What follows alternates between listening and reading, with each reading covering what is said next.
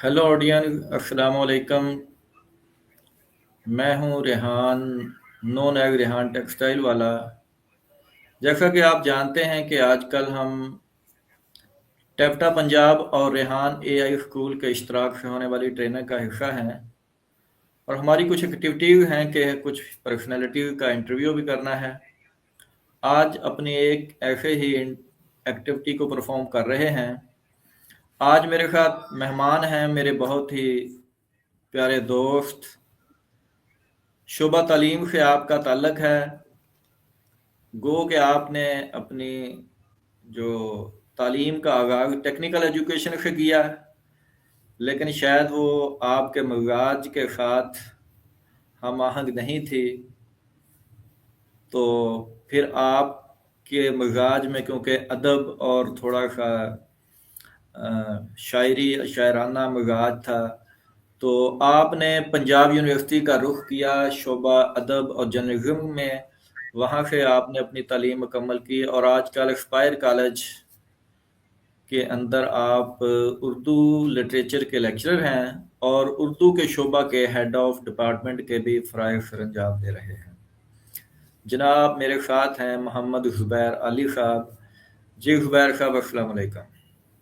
वालेकुम अस्सलाम। कैसे हैं आप? अल्हम्दुलिल्लाह, दुआएं आपकी। आप कैसे हैं? ठीक ठाक हैं?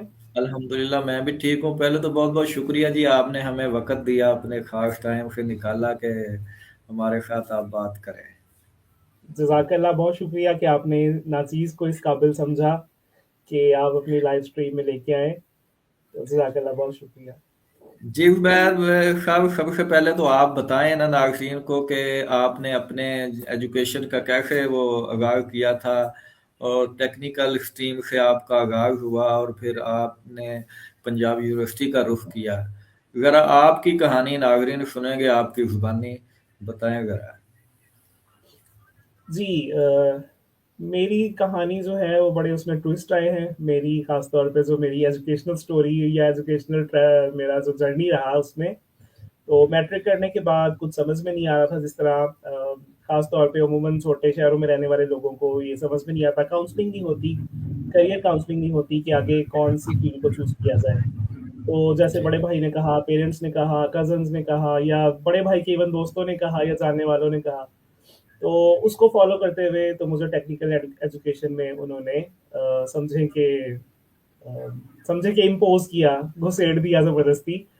और डिप्लोमा कर लिया 3 साल का मैकेनिकल टेक्नोलॉजी में, और उसके बाद फिर इंटर्नशिप भी की, अप्रेंटिसशिप कहते हैं जिसको, एक जी जी। रिनाउंड फर्टिलाइज़र इंडस्ट्री से। तो उसके बाद कुछ समझ में आया कि मेंटल कंपैटिबिलिटी नहीं है इस फ़ील्ड के साथ, तो जी जी। स्विच करना चाहिए। फिर काफ़ी बगावत की, घरवालों से लड़ झगड़ के उनको कायल किया, और फिर लाहौर का रुख किया, जो कि ख्वाबों का शहर था उन दिनों में। जी तो जी। आज भी बड़ा फ़ैसिनेट करता है। तो लाहौर में फिर गया, पंजाब यूनिवर्सिटी में एडमिशन लिया, मैथ कम्युनिकेशन डिपार्टमेंट में।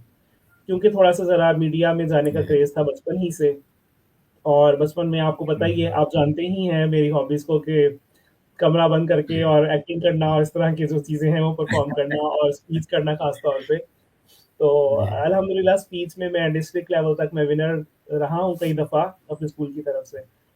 तो बस उसी का जुनून था जो फ़ील्ड चेंज की, और उसके बाद लाहौर में फिर पढ़ा जाके मैथ कम्युनिकेशन में, इलेक्ट्रॉनिक मीडिया को चूज़ किया और वहाँ से एमएससी की, और अल्हम्दुलिल्लाह सिल्वर मेडलिस्ट हूँ। फिर उसके माशाल्लाह। बाद कॉन्टैक्ट्स बनाने नहीं आए, जैसे कि आप जानते ही हैं, और कॉन्टैक्ट्स नहीं बना सका तो इसलिए मीडिया में एंट्री नहीं हो सकी। फिर उसके बाद फिर मुझे वापस आना पड़ा। कुछ अरसे के बाद फिर मैं कुछ ऐसा फ्री रहा, फिर आपको पता ही है, जैसे कोविड आ गया, कोविड-19, और तो खेलते हुए ज़रा लिटरेचर की तरफ भी, जैसे आपने ज़िक्र किया इंट्रोडक्शन करवाते हुए, कि लिटरेचर की तरफ भी रुझान था। तो जी बस वो एमए उर्दू के पेपर दे दिए, यूँ ही हँसते-खेलते हुए, और उसमें भी फर्स्ट डिवीज़न आ गई। फिर पता चला कि एसएस में वैकेंसी है, तो वहाँ पे अप्लाई किया, और पहले ही अटेम्प्ट में डेमो में हाईएस्ट मार्क्स आ गए, और उन्होंने मुझे कॉल कर लिया। तो 5 साल मैंने सर्व किया एस्पायर कॉलेज में, और रिसेंटली मैंने अभी चंद माह पहले जॉइन किया है कंकॉर्डिया ग्रुप ऑफ कॉलेजेस। ये था एक ब्रीफ इंट्रोडक्शन के लिए। जी जी, माशाल्लाह, बहुत ही आपकी इंस्पायरिंग ये स्टोरी है। तो ये बंदे को इससे यही पता चलता है कि जब वैसे भी स्टार्ट लेना चाहिए तो मिजाज के मुताबिक वालिदैन को अपने बच्चों के मिजाज के मुताबिक ही उनको यानी कि स्टार्टअप करवाना चाहिए। यही एक बात का पता चलता है। तो आपने बजा फरमाया, जब प्रिंट मीडिया की बात आपने की है, तो मुझे याद है वो पंजाब यूनिवर्सिटी में हामिद मीर के साथ भी मैंने देखा आपको एक दो दफ़ा, माशाल्लाह। तो यानी कि आपको ये इधर मीडिया में आने का जो शौक है, ये किस तरह हुआ? किससे आप यानी कि मुतासर हुए, या जो आपका एक माइंड सेटअप है वो किस तरह बना? ये बस एक बचकाना सी बात है कि बचपन में जब हम टीवी देखा करते थे तो मुझे क्रेज होता था कि ये जो एक छोटा सा एक डब्बा है, ये स्क्रीन है, इसके ऊपर मैं भी और ऑटोग्राफ देने का मुझे बड़ा शौक होता था बचपन में। तो बस इस हवाले से था कि मैं स्क्रीन पे आऊं, जो कि अभी तक आज भी कायम है, लेकिन अब कुछ कम हो गया शौक, क्योंकि जाहिर सी बात है बंदा रियलिस्टिक हो जाता है लाइफ के साथ साथ with the passage of time. और अब कुछ समझ में आ गया है कि हर चीज हर बंदे के लिए नहीं होती। जो इंसान ख्वाहिश करता है वो सारी ख्वाहिशें पूरी नहीं होती। वो गालिब ने खूब कहा था, हजारों ख्वाहिशें ऐसी कि हर ख्वाहिश पे दम निकले। तो उन्हीं की तरह बहुत निकले मेरे अरमान, लेकिन फिर भी कम निकले। तो बस यही था चलो शौक जी, बचपन में कि ये टीवी पे आऊं। री इसीलिए री स्ट्रीम की प्लेटफॉर्म से आपको लाइव देखा जा रहा है। आपकी ख्वाहिश कि आपको स्क्रीन पे कोई देखे, तो बहुत दुनिया इस वक्त आपको री स्ट्रीम की दुनिया से देख रही है, माशाल्लाह।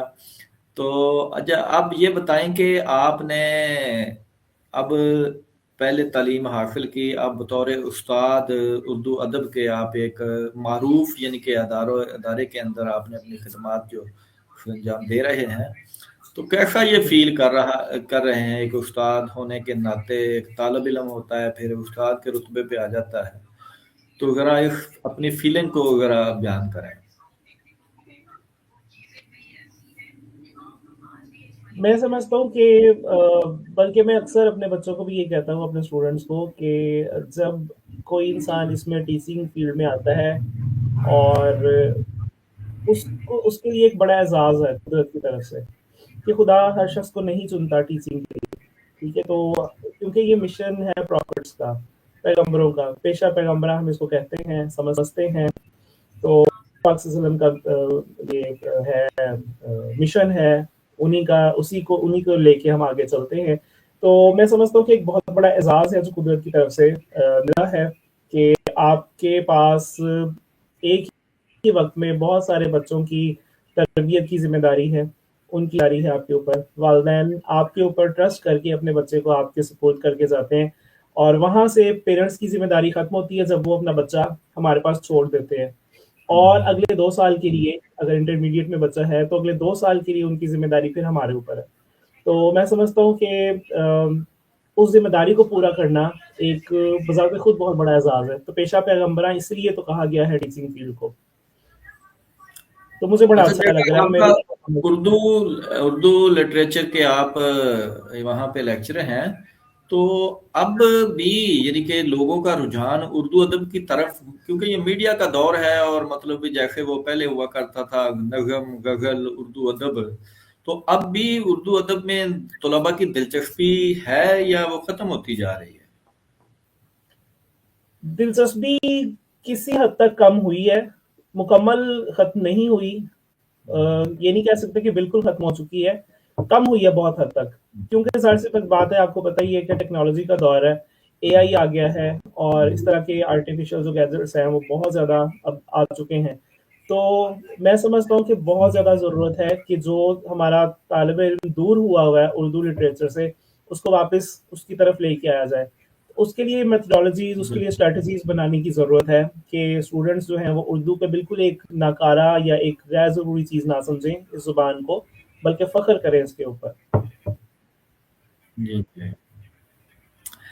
अच्छा, आपने भी तालीम हासिल की है, यूनिवर्सिटी से अदारों से हासिल की है, तो अब आप एक बहुत अच्छी रिप्यूट के अदारे में अपनी जिम्मेदारियां दे रहे हैं। क्या समझते हैं, गवर्नमेंट के अदारों में تعلیم کا جو رجحان ہے کم ہوتا جا رہا ہے اور پرائیویٹ سیکٹر کی طرف رجحان بڑھتا جا رہا ہے، تو کمپیریٹیولی کیا فیل کرتے ہیں آپ اس میں؟ جی بالکل ایسا ہی ہے، کیونکہ گزشتہ 2 ڈیکڈس میں کہوں گا کہ ان 2 ڈیکڈس میں جتنی ایڈوانسمنٹ آ چکی ہے ہر چیز میں، ٹیکنالوجی میں خاص طور پہ، پھر اس کے ساتھ ساتھ اویئرنیس لوگوں میں بڑھی ہے، تو لوگ ایک متھ بھی بنی ہوئی ہے، ایک مائنڈ سیٹ بنا ہوا ہے کہ شاید پرائیویٹ جو انسٹیٹیوٹس ہیں ان کے مقابلے میں جو گورنمنٹ انسٹیٹیوٹس ہیں وہاں پہ فوکس ذرا کم ہے، یا وہاں پہ تعلیم جو ایک توجہ ہے اساتذہ کی وہ کم ہے۔ ہرگز ایسا نہیں ہے، لیکن ایک مائنڈ سیٹ بن چکا ہوا ہے۔ جیسے جب ہم اپنے اسٹوڈنٹ لائف میں تھے، جب ہم میٹرک میں تھے، تب اکیڈمیز کا رجحان شروع ہوا تھا یہاں پہ ہمارے سٹی میں، اور تب اتنا زیادہ رجحان نہیں تھا، چند ایک اکیڈمیز تھیں، تو اس وقت اکیڈمیز کا رجحان شروع ہوا، تو دیکھا دیکھی پھر ہر گلی میں، ہر دوسرے محلے میں اکیڈمی کھل گئی۔ اسی طرح یہ بھی ہے کہ پرائیویٹ اداروں پہ لوگ زیادہ فوکس کرتے ہیں، حالانکہ کوئی فرق نہیں ہے بہت زیادہ پرائیویٹ میں اور گورنمنٹ میں، توجہ یکساں ہے اور تربیت بھی یکساں ہی ہے۔ بس یہ تھوڑا سا ایک مائنڈ سیٹ لوگوں کا بنا ہوا ہے کہ شاید پرائیویٹ ادارے میں ہم فیس زیادہ پے کریں گے اور وہاں پہ شاید زیادہ فوکس ہو ہمارے بچے پہ، ہوتا ہے لیکن بہت زیادہ فرق نہیں ہے۔ اچھا، جیسا کہ میرے علم میں ہے کہ آپ کالم نگاری میں بھی آپ کا شوق ہے اور شوق زمائی کرتے رہتے ہیں، تو کس طرح کے کالم آپ لکھتے ہیں؟ کس طرح کے اخبارات میں، یا آپ سوشل میڈیا پہ، یا اگر اس بارے میں بتائیں کہ کیا موضوع گفتگو ہوتا ہے آپ کا، اور کیا سورس استعمال کرتے ہیں پھر آپ، اخبار کا یا پرنٹ میڈیا کا، الیکٹرانک میڈیا کا؟